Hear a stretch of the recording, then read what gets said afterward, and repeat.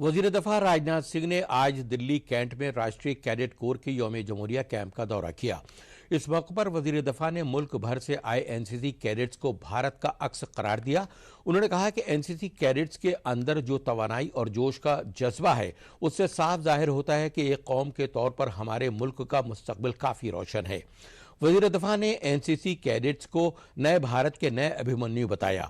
उन्होंने कहा है कि अब जैसे भारत के नए अभिमन्यु किसी भी तरह के भंवर में दाखिल होना भी जानते हैं और उससे बाहर निकलने में कामयाबी भी हासिल कर लेते हैं।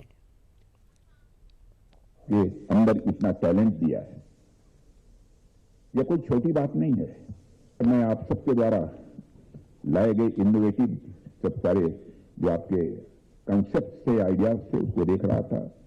जब अलग अलग सेक्टर्स में आपकी अचीवमेंट्स को देख रहा था, जब आपकी कल्चरल परफॉर्मेंस को मैं यहां पर देख रहा था, मैं सच कहूं तो मैं स्वयं को भी गौरवान्वित महसूस कर रहा था।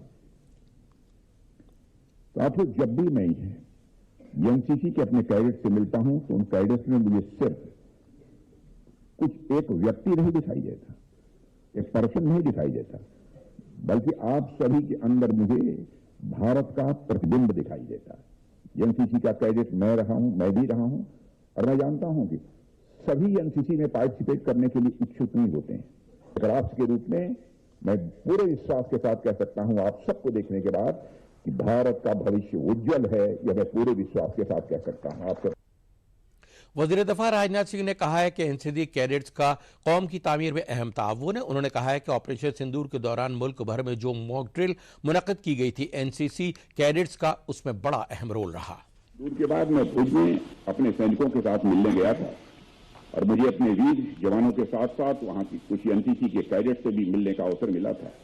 और यह देखकर मुझे बहुत अच्छा लगा कि हमारी सेकंड लाइन ऑफ डिफेंस भी अपने पूरे जोश में, जैसे हमारे आर्म फोर्स के जवान थे, फोर्सेस जवान थे, वैसे ही हमारे एनसीसी कैडेट। और मुझे यह भी बताया गया कि ऑपरेशन सिंदूर के दौरान देश भर में ये मॉक ड्रिल्स किए गए, तो उसमें हमारे एनसीसी कैडेट्स ने भी जनता को जागरूक करने में बहुत ही महत्वपूर्ण भूमिका आप सबने निभाई है। इसके लिए भी मैं आप सभी एनसीसी कैडेट्स को और आपके माध्यम से सारे देश के एनसीसी कैडेट्स को अपनी तरफ से हार्दिक बधाई देता हूं, उनको मैं शुभकामनाएं देता हूं।